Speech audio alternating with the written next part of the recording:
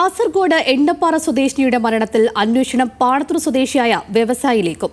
ഇയാൾ പെൺകുട്ടിയെ ബലാത്സംഗം ചെയ്തുവെന്ന് അന്വേഷണ സംഘത്തിന് സൂചന ലഭിച്ചിട്ടുണ്ട്. പ്രതി ബിജു പൗലോസിനെ കസ്റ്റഡിയിൽ ലഭിക്കുന്നതോടെ ഇക്കാര്യത്തിൽ കൂടുതൽ വ്യക്തത വരുമെന്ന നിഗമനത്തിലാണ് ക്രൈംബ്രാഞ്ച്. മരിച്ച പെൺകുട്ടിയുടെ കുടുംബത്തെ 2019 കാഞ്ഞങ്ങാട് സ്വദേശിയായ പ്രാദേശിക പത്രപ്രവർത്തകൻ സമീപിച്ച് കേസിൽ നിന്ന് പിന്മാറാൻ ആവശ്യപ്പെട്ടിരുന്നു. 25 ലക്ഷം രൂപ കുടുംബത്തിന് വാഗ്ദാനം ചെയ്തു.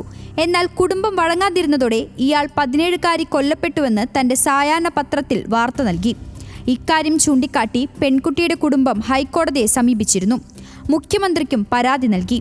ബിജു പൗലോസിനെ അറസ്റ്റ് ചെയ്തതോടെ പ്രാദേശിക പത്രപ്രവർത്തകനെയും ക്രൈംബ്രാഞ്ച് അന്വേഷണ പരിധിയിൽ ഉൾപ്പെടുത്തിയിട്ടുണ്ട്.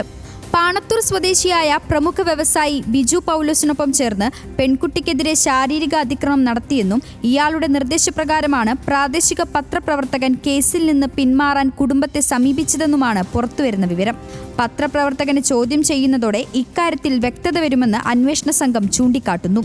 ബിജു പൗലോസിനെ കസ്റ്റഡിയിൽ ലഭിക്കുന്നതോടെ ഇതു സംബന്ധിച്ച് വിവരങ്ങൾ ശേഖരിക്കാനാവുമെന്നാണ് അന്വേഷണ സംഘം കരുതുന്നത്. പാണത്തൂർ സ്വദേശിയായ വ്യവസായിയുടെ പങ്ക് പുറത്തുവന്നതോടെ ഇയാൾ ക്രൈംബ്രാഞ്ചിന്റെ നിരീക്ഷണത്തിലാണ്.